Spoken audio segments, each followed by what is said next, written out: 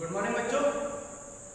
आज हमारा फिजिक्स में लेक्चर 2 है, ठीक है, लेक्चर 2। और लास्ट क्लास लेक्चर 1 में हमने डिस्कस किया था इलेक्ट्रिक करंट के बारे में, ठीक है, इलेक्ट्रिक करंट के बारे में डिस्कस किया था और कॉन्सेप्ट ऑफ चार्ज के बारे में हम लोगों ने वहाँ पर डिस्कस किया था, ठीक है। तो इलेक्ट्रिक करंट एक बार फिर से यहाँ पर रिकॉल कर लेते हैं कि भाई the rate of flow of charge is called electric current, ठीक है। ऐसा यूनिट क्या बताया था बच्चों? ऐसा यूनिट हमने बताया था इसका एम्पियर, ठीक है, एम्पियर, ठीक। अच्छा, इसी के बाद एक यूनिट मैंने और बताया था इसका Q का कूलम और T का सेकंड, ठीक है। ये इलेक्ट्रिक करंट के थे, कूलम पर सेकंड, ये दूसरा यूनिट हो गया, ऐसा यूनिट हो गया एम्पियर का। इसी के बाद बच्चों अब हम यहाँ पर जो है आगे इसके इलेक्ट्रिक करंट के आगे का पोर्शन कवर करेंगे, ठीक है। That is called electric potential, ठीक है। इलेक्ट्रिक पोटेंशियल क्या होता है और इसका क्या रोल है फिजिक्स के अंदर, ये हम लोग यहाँ पर पढ़ने जा रहे हैं, ठीक है। आप ध्यान से सुनते हैं बच्चों कि इलेक्ट्रिक पोटेंशियल, इलेक्ट्रिक पोटेंशियल, ठीक है, इसे हम लोग B से रिप्रेजेंट करते हैं, B से इलेक्ट्रिक पोटेंशियल को। अब सबसे पहले तो हम इलेक्ट्रिक पोटेंशियल बात से पहले पोटेंशियल वर्ड समझते हैं कि ये पोटेंशियल क्या होता है। आप लोगों ने बहुत सारी जगह पोटेंशियल सुना होगा, जैसे हमारे अंदर भी एक पोटेंशियल होता है, ठीक है। कभी कभी टीचर लोग बच्चे को कॉम्प्लीमेंट दे देते हैं कि ये बच्चे में बहुत पोटेंशियल है। तो पोटेंशियल का मतलब है कि इंटरनल पावर, ठीक है, विल पावर, एक तरीके से जो एबिलिटी टू डू वर्क, तो उसको हम जो है दूसरी भाषा में क्या बोल सकते हैं, पोटेंशियल बोल सकते हैं, ठीक है। तो यहाँ पर अब इसमें हमने इलेक्ट्रिक पोटेंशियल और नोट दिया भाई। अभी मैंने आपको क्या बताया था, अभी मैंने आपको बताया था the ability to do work is called potential. भाई अगर आप सपोज करो आप 7 घंटे पढ़ते थे पहले और अब आप जो है 10 घंटे पढ़ने लगे, तो आपने अपना पोटेंशियल बढ़ा दिया, आपने अपनी पावर जो थी बढ़ा दी, कैपेसिटी बढ़ा दी। तो यहाँ पर बिल्कुल वैसे ही इलेक्ट्रिक पोटेंशियल के बारे में हम लोग को पढ़ना है। अब इलेक्ट्रिक पोटेंशियल क्या होता है इसको हम डिस्कस करते हैं। अच्छा बच्चों, एक चीज मैं तुमको पहले बता, यहाँ पर एक छोटी सी बात क्लियर कर देता हूँ। इलेक्ट्रिक फील्ड के बारे में मैं यहाँ पर क्लियर कर देता हूँ पहले। इससे पहले हम लोग इलेक्ट्रिक पोटेंशियल पढ़े, तो इलेक्ट्रिक फील्ड के बारे में मैं तुमको बता देता हूँ ये इलेक्ट्रिक फील्ड क्या होता है, ठीक है। जैसे सपोज करो मान लो कि कोई चार्ज है, ठीक, ये चार्ज जो है ना ये अपने चारों तरफ एक एरिया क्रिएट कर लेता है, एक फील्ड क्रिएट कर लेता है अपने चारों तरफ, ठीक है। ये एरिया जो है यहाँ पर क्रिएट कर लेता है इस तरीके से और अपने चारों तरफ एक फील्ड क्रिएट कर लेता है, जिसको हम क्या बोलते हैं, इलेक्ट्रिक फील्ड बोलते हैं। अब इस इलेक्ट्रिक फील्ड में अगर कोई दूसरा चार्ज सपोज करो Q1 यहाँ पर अगर आ गया तो भाई इस पर क्या होगा, फोर्स लगेगा। कौन लगाएगा, ये लगाएगा। कौन सा फोर्स लगाएगा, रिपल्शन लगाएगा, क्योंकि लाइट फोर्स है, वो सॉरी लाइट चार्ज है, तो लाइट चार्ज है तो ये इसको इस डायरेक्शन में धक्का दे देगा, ठीक है। लेकिन सपोज करो कि अब इसकी रेंज यहाँ तक है, सपोज करो Q1 यहाँ पर है, तो क्या कोई फोर्स लगेगा, नहीं लगेगा, क्योंकि ये उसकी रेंज से बाहर है। तो कहने का मतलब है कि इलेक्ट्रिक फील्ड क्या होता है बच्चों, कि कोई भी चार्ज है उसके चारों तरफ का वो एरिया जिसमें कोई दूसरा चार्ज जो है अट्रैक्शन या रिपल्शन का एक्सपीरियंस करता है, फोर्स महसूस करता है, तो उसे हम क्या बोलते हैं, इलेक्ट्रिक फील्ड बोलते हैं। ये बात क्लियर हो गई? इस बात को आप अच्छे से समझ लीजिएगा कि ये इलेक्ट्रिक फील्ड क्या होता है, ठीक है। बार बार दोबारा से ये मोमेंट आप चेक करिएगा और बार बार इलेक्ट्रिक फील्ड को ठीक से समझिए कि चार्ज के चारों तरफ का वो एरिया जिसमें कोई दूसरा चार्ज फोर्स ऑफ अट्रैक्शन या रिपल्शन महसूस कर सकता है। कोई दूसरा चार्ज मतलब ये Q1 की बात कर रहे हैं यहाँ, ठीक है। और किसकी वजह से ये फोर्स महसूस करेगा, इसकी वजह से। इसका मतलब है फील्ड इसका होगा, वो अलग बात है इसका भी होगा, लेकिन अभी फोर्स ये लगा रहा है तो हम यहाँ पर एक बार में एक ही फील्ड एज्यूम करेंगे। तो यहाँ पर इसका फील्ड है और फोर्स कौन महसूस कर रहा है, Q1, ठीक है। तो अब बात करते हैं इलेक्ट्रिक पोटेंशियल, ठीक है बच्चों। तो अब इलेक्ट्रिक पोटेंशियल क्या है, मान लेते हैं कि कोई चार्ज Q है, ठीक है, इससे कुछ डिस्टेंस पर भाई ये Q चार्ज है, तो ये अपने चारों तरफ क्या करेगा, इलेक्ट्रिक फील्ड क्रिएट कर लेगा। तो जब इलेक्ट्रिक फील्ड क्रिएट करेगा, मान लेते हैं कि ये डिस्टेंस इंफिनिटी है, इंफिनिटी पर क्या कोई फील्ड होगा, नहीं होगा, क्योंकि फील्ड जो है धीरे धीरे ग्रेजुअली जो है डिस्टेंस के साथ डिक्रीज होता चला जाता है। बात समझ में आ रही है? जैसे आप लोग अगर ग्राउंड में खड़े होकर बहुत तेज चिल्ला रहे हैं तो आपकी वॉइस जो है तो जैसे जैसे डिस्टेंस बढ़ेगी वैसे वैसे उसकी इंटेंसिटी कम होती जाएगी ना। और एक पॉइंट ऐसा आएगा कि जहां पर आपकी वॉइस ऑडिएबल नहीं होगी, मतलब नहीं सुनाई दे सकेगी। तो इसी तरीके से ये चार्ज के चारों तरफ जो इलेक्ट्रिक फील्ड है ये डिस्टेंस के साथ कहीं ना कहीं तो खत्म होगा ना। तो इसका मतलब है कि मान लो P यहाँ पर खत्म हो गया, P पॉइंट पर खत्म हो गया फील्ड, ठीक है, P पॉइंट पर फील्ड खत्म हो गया या खत्म होने की कगार पे मतलब लिमिट पर है। तो अब हम क्या करते हैं बच्चों, what is the next step here. मान लेते हैं इंफिनिटी जहां पर इलेक्ट्रिक फील्ड कितना था, जीरो। इलेक्ट्रिक फील्ड को हम जीरो, इलेक्ट्रिक फील्ड को हम E से रिप्रेजेंट करते हैं और मान लिया गया है कि इंफिनिटी पर इलेक्ट्रिक फील्ड जीरो है। अब इस इंफिनिटी से मान लेते हैं कि कोई चार्ज है, ठीक है, कोई चार्ज मान लेते हैं कि ये कोई चार्ज है बच्चों हमारा Q1, या मान लेते हैं प्लस Q कोई चार्ज है, प्लस Q कोई चार्ज है।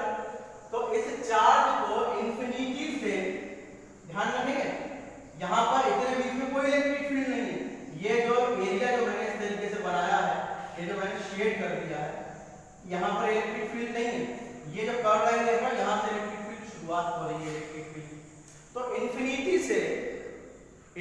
से इलेक्ट्रिक फील्ड के अंदर या इलेक्ट्रिक फील्ड की रेंज में, मान लेते हैं P जो पॉइंट है वो रेंज इन इलेक्ट्रिक फील्ड में ही रखा हुआ है।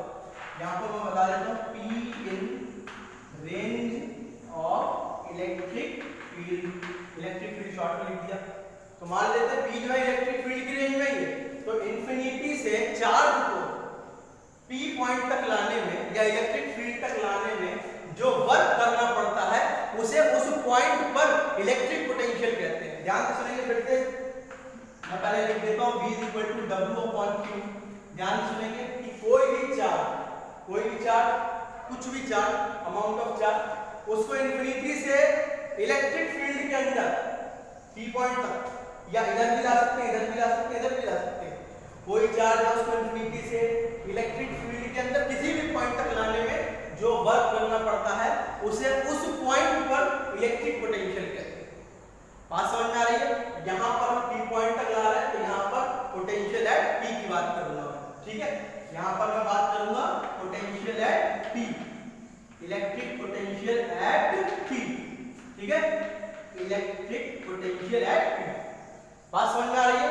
तो किसी भी चार्ज को इंफिनिटी से इलेक्ट्रिक फील्ड के अंदर किसी पॉइंट मान लो P, वहां तक लाने में जो वर्क करना पड़ता है उसे उस पॉइंट पर, ये टर्म बहुत जरूरी है, उस पॉइंट पर इलेक्ट्रिक पोटेंशियल कहा जाएगा। सही है? अब एक बात सुनो, उसे उस पॉइंट पर इलेक्ट्रिक, उस पॉइंट का क्या मतलब है? उस पॉइंट का मतलब है जैसे सपोज करो कि भाई आप जो है NC से पढ़ना शुरू करते हैं, ठीक है, अब मान लो कोई एग्जाम है, आपको उसको क्रैक करने के लिए मिनिमम 12th तो रिक्वायरमेंट होना ही चाहिए, ठीक है। तो कहने का मतलब है कि आप पहले NC करेंगे, भाई छोटे बच्चे होते हैं ना, फिर आप फर्स्ट करेंगे, फिर सेकंड करेंगे, थर्ड करेंगे, एटलीस्ट आपको 12th तक तो जाना ही पड़ेगा। तो 12th तक तो उसने कहा कि भाई 12th तक तो आओ ही, तो 12th तक तो वहां पर आपको जाना ही पड़ेगा, 12th तो आपको पास करना ही पड़ेगा।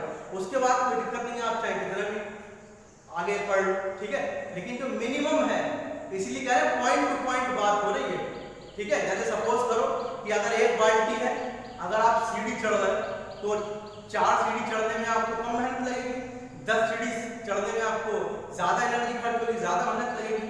तो कहने का मतलब है 4 सीढ़ियों तक तो पोटेंशियल कम है, ताकत कम है, और 12वीं सीढ़ी पर पोटेंशियल कुछ और है। इसीलिए यहाँ पर हर पॉइंट का सिग्निफिकेंस है, हर पॉइंट का महत्व है, इसीलिए इलेक्ट्रिक पोटेंशियल हर पॉइंट पर समझाया जाता है, ठीक है। सिंपल इसको हम मैथ्स की भाषा में अगर ऐसे भी कह सकते हैं कि electric potential is the ratio of work done in per unit charge, ठीक है, work done in per unit charge. तो इस तरीके से हम ये इलेक्ट्रिक पोटेंशियल की डेफिनेशन क्रिएट कर सकते हैं। फटाक से देख लेते हैं जल्दी से कि ऐसा यूनिट क्या होगा इसका। ध्यान से सुनिए बच्चों, इलेक्ट्रिक पोटेंशियल का जो SI यूनिट होता है वो वोल्ट होता है। क्या होता है बच्चों? वोल्ट। SI यूनिट जो है वो होगा वोल्ट। और एक और यूनिट होता है इसका, अनदर यूनिट V = W/Q। और एक काम और करते हैं, W की जगह हम लोग लिखते हैं जूल। भाई work is a form of energy और एनर्जी का यूनिट क्या होगा जूल या वर्क का जूल होगा जूल पर कूलम। अनदर यूनिट जो है इसका राइटिंग समझ में नहीं आ रही कोई बात नहीं मैं यहाँ पर बोल भी रहा हूँ अनदर यूनिट लिखा हुआ है ये क्या है जूल पर कूलम। ये इलेक्ट्रिक पोटेंशियल हो गया बात समझ में आई। इसी के बाद हम लोग बात कर लेते हैं जल्दी से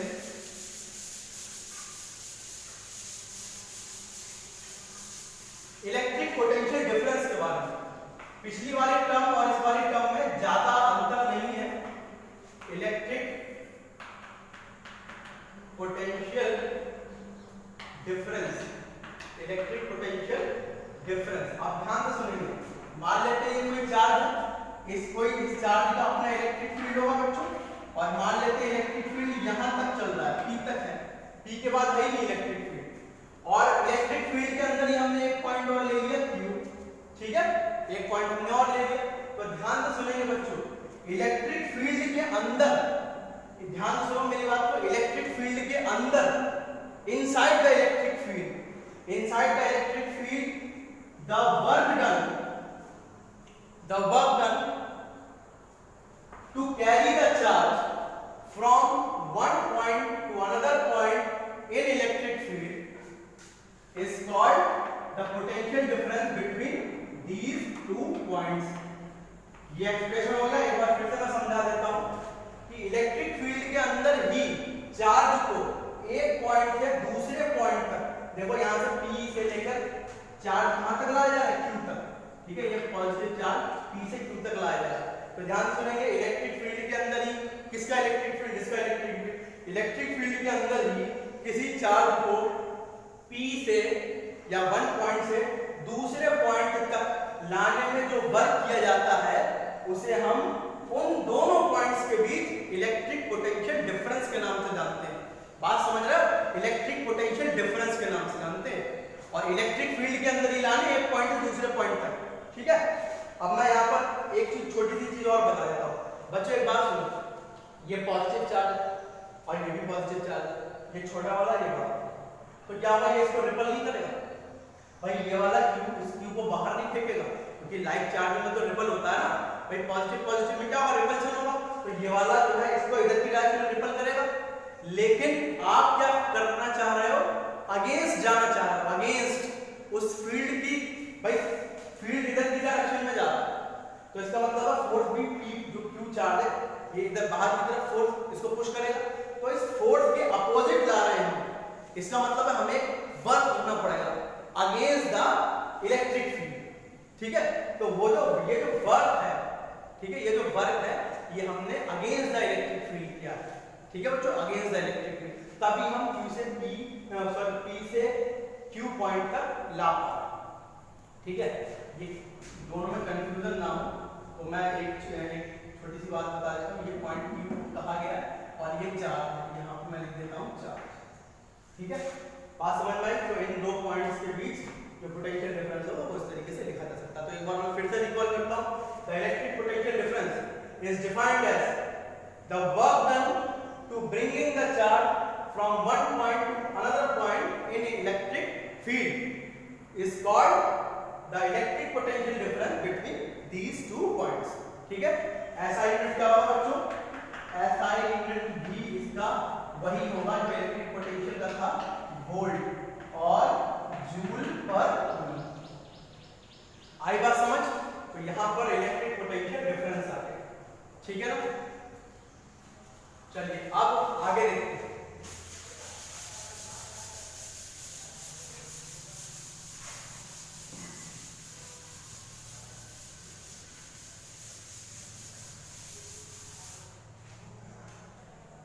इसी के साथ साथ हम अब यहां पर ओम्स लॉ इंट्रोड्यूस करने जा रहे हैं कि ये ओम्स लॉ क्या होता है ठीक है। ओम्स लॉ क्या होता है इसको क्यों पढ़ने की जरूरत पड़ गई। ओम्स लॉ ध्यान से सुनेंगे बच्चों। सपोज करते हैं ये कोई कंडक्टर है ठीक है। कंडक्टर बोले तो वायर तार ठीक मेटल का है। ये कोई कंडक्टर है ए से लेकर बी तक ठीक है। और आप लोग जानते हैं कि भाई बैटरी जो है भाई what is a battery. Battery is a combination of cell. बहुत सारी सेल्स को अगर आप जोड़ दें तो वो बैटरी बना लेती है।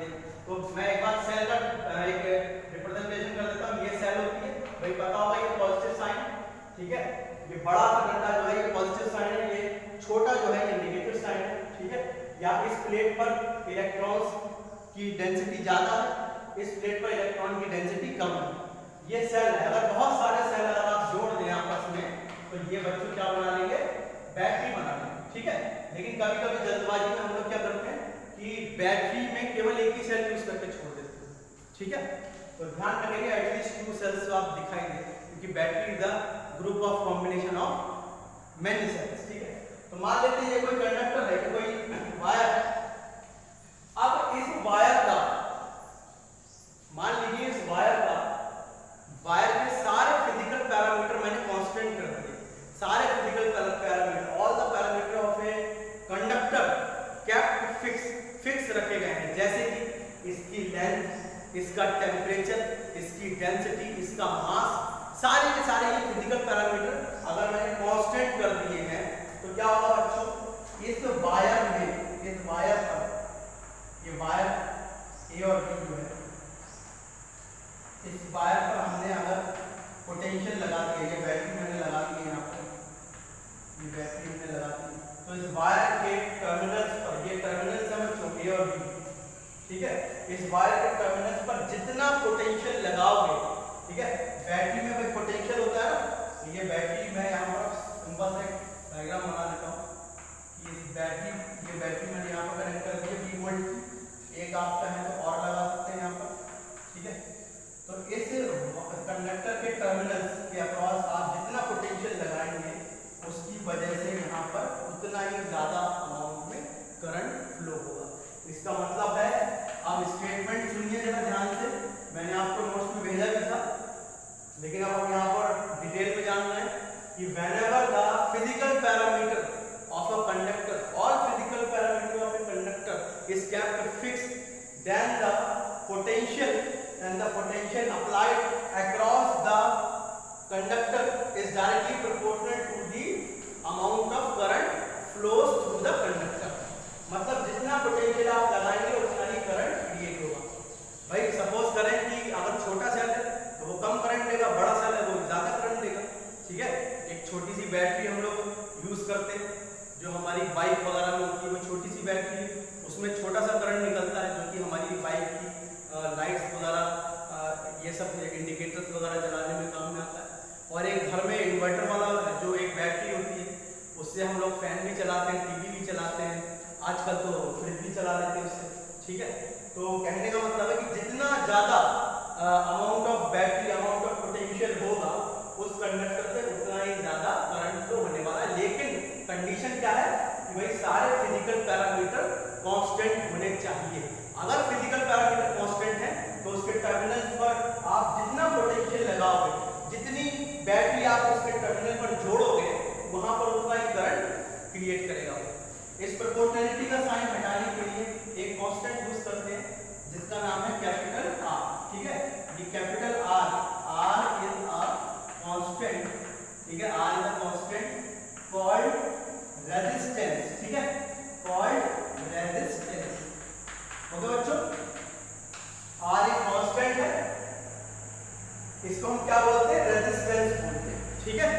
तो यहां से हम लोग R equal to V upon I भी लिख सकते हैं, कि आर लिखा हुआ V अपॉन आई, V के अपॉन में हमने रेजिस्टेंस आई को भेज दिया और ये रेजिस्टेंस आ गया, ठीक है।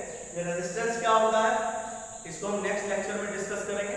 फिलहाल अभी के लिए आपके आज 3 टॉपिक मैंने कवर किए हैं, इलेक्ट्रिक पोटेंशियल डिफरेंस, साथ ही साथ मैंने हल्का सा आपको इलेक्ट्रिक फील्ड भी बता दिया है, और साथ ही साथ ओम्स लॉ। तो ये आप जो है रिवाइज कर लीजिएगा, ठीक है, नोट्स बना लीजिएगा बच्चों। इसके बाद हम लोग नेक्स्ट अगले लेक्चर में डिस्कस करेंगे रेजिस्टेंस, ठीक है। थैंक यू बच्चों।